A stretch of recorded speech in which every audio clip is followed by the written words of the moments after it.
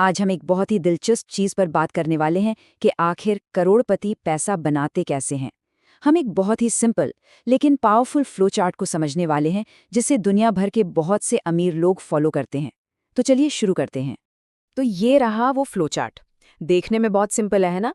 लेकिन असल में ये वेल्थ बनाने का एक पूरा ब्लूप्रिंट है। हम इसे ऊपर से नीचे तक स्टेप बाय स्टेप समझेंगे। तो सबसे पहले बात करते हैं कि दौलत की नींव कहाँ से रखी जाती है। मतलब पैसा आता कहाँ से है। किसी भी वेल्थ क्रिएशन प्रोसेस की शुरुआत यहीं से होती है।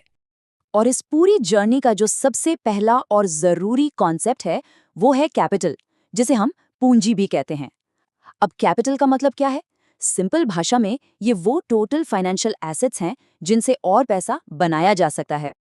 अब ये जो फ्लो चार्ट है ये बताता है कि कैपिटल दो तरह का होता है। पहला है ह्यूमन कैपिटल। ह्यूमन कैपिटल मतलब वो सब जो कोई इंसान करता है, उसकी स्किल्स, उसकी नौकरी, उसका काम। और दूसरा है एसेट्स कैपिटल, मतलब वो चीज़ें जो उसके पास पहले से हैं, जैसे प्रॉपर्टी, स्टॉक्स या सोना। ठीक है, तो अब हमें ये तो पता चल गया कि पैसा आ कहाँ से रहा है। अब आता है अगला और शायद सबसे ज़रूरी सवाल कि उस पैसे का करना क्या है। यहीं पर कैश फ्लो की पावर सामने आती है। देखिए, इस पूरे सिस्टम के सेंटर में, एकदम दिल में, है कैश फ्लो। मतलब पैसे का अंदर आना और बाहर जाना। यही वो इंजन है जो पूरी गाड़ी को चलाता है। और इसे सही तरीके से मैनेज करना, बस समझ लीजिए, सबसे जरूरी है। तो सवाल ये है कि कैश फ्लो को मैनेज कैसे करें। ये चार्ट हमें एक बहुत ही मशहूर और सिंपल रूल देता है, 50-20-30 का रूल। आइए देखते हैं ये है क्या। तो जो भी पैसा आ रहा है उसका 50% यानी आधा हिस्सा जाता है खर्चों में।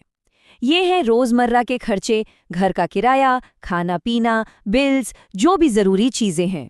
इसके बाद आता है 20% यानी सैलरी का पांचवा हिस्सा। ये पैसा सीधा जाता है सेविंग्स में। अब ये इमरजेंसी के लिए हो सकता है या फिर किसी बड़े गोल जैसे घर या गाड़ी खरीदने के लिए।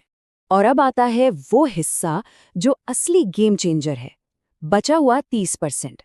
और चार्ट में इस पर खास जोर दिया गया है कि इसे हर सिंगल महीने इन्वेस्ट करना है, कोई बहाना नहीं। यही वो पैसा है जो असल में वेल्थ बनाता है, जो पैसे से पैसा कमाता है। तो ठीक है, इन्वेस्ट तो करना है, पर सवाल ये है कि ये 30% जाएगा कहाँ। चलिए अब इस ब्लूप्रिंट के अगले और सबसे एक्साइटिंग हिस्से पर चलते हैं। तो अब जब पैसा इन्वेस्ट करने के लिए तैयार हैं, तो एक निवेशक के पास दो बड़े रास्ते होते हैं, दो चॉइसेस होती हैं, एक्टिव या पैसिव। ये दो रास्ते हैं, एक्टिव इन्वेस्टिंग और पैसिव इन्वेस्टिंग। दोनों में क्या फर्क है? आइए एक एक करके दोनों को समझते हैं। पहले बात करते हैं एक्टिव इन्वेस्टिंग की। जैसा कि नाम से ही पता चल रहा है, ये एक हैंड्स ऑन अप्रोच है। मतलब इसमें निवेशक खुद अपने इन्वेस्टमेंट के फैसले लेता है, उन्हें मैनेज करता है। जैसे कि खुद रिसर्च करके स्टॉक्स खरीदना, कोई प्रॉपर्टी खरीदना, बिजनेस में पैसा लगाना या फिर क्रिप्टो और गोल्ड में इन्वेस्ट करना। हाँ, इसमें टाइम और रिसर्च दोनों ज़्यादा लगते हैं। और दूसरा रास्ता है पैसिव इन्वेस्टिंग का। ये बिल्कुल उल्टा है, एक तरह से हैंड्स ऑफ अप्रोच। यहाँ सिस्टम और मार्केट को आपके लिए काम करने दिया जाता है। इसमें आते हैं index funds, ETF, hedge funds. ये ऐसी चीज़ें हैं जो पूरे मार्केट को ट्रैक करती हैं, तो इसमें आपको रोज-रोज देखने की ज़रूरत नहीं पड़ती। तो अब तक हमने सारे टुकड़े देख लिए। चलिए अब इन सबको जोड़कर देखते कि ये पूरा करोड़पति ब्लूप्रिंट एक साथ कैसा दिखता है। तो एक बार फिर से इस पूरे फ्लो चार्ट पर नजर डालते हैं। अब शायद ये ज्यादा समझ आ रहा होगा। देखिए कैसे ह्यूमन और एसेट्स कैपिटल से पैसा आता है, यानी कैश फ्लो बनता है। फिर वो कैश फ्लो 50-20-30 के रूल से बढ़ता है और आखिर में वो 30% वाला इन्वेस्टमेंट वाला हिस्सा, चाहे एक्टिव हो या पैसिव, वो बढ़कर वापस आपके एसेट्स कैपिटल को और बड़ा बना देता है। ये एक साइकिल है जो लगातार चलता रहता है। तो अगर इस पूरे ब्लूप्रिंट को 3 सिंपल स्टेप्स में समेटना हो तो वो ये हैं। स्टेप 1, कैपिटल बनाइए, चाहे अपनी स्किल से या अपने मौजूदा एसेट से।